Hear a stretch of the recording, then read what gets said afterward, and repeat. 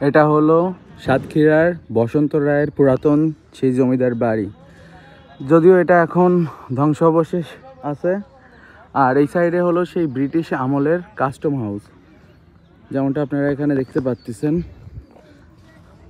তো চলুন আমরা পুরনো সেই ভগ্নাবশেষ জমিদার বাড়িটার কাছে যাই।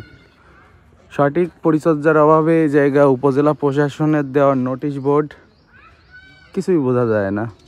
তো এই জন্য এই জায়গার প্রাচীন ইতিহাস কিংবা ঐতিহ্য সম্পর্কে তেমন বিশেষ কিছু আমি তথ্য আপনাদের দিতে পারবো না।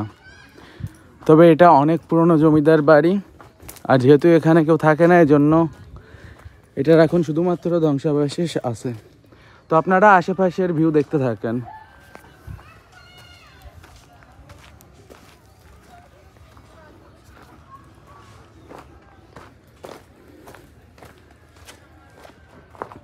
এটা হলো সিঁড়ি, কিন্তু এর নিচে আসলে দাঁড়ানো ততটা সেফ না, কারণ যে কোনো সময় যে কোনো কিছু ভেঙে পড়তে পারে।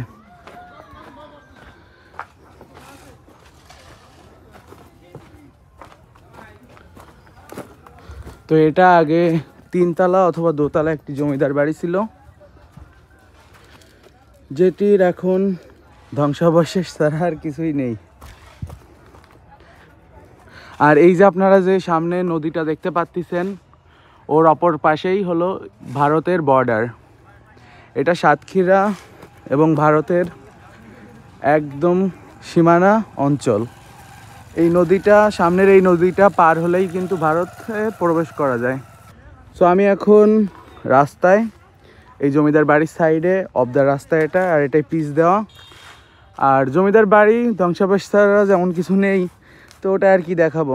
কিন্তু এই যে নদী দেখতে পাচ্ছেন, এই নদীর অপর প্রান্তেই ইন্ডিয়া।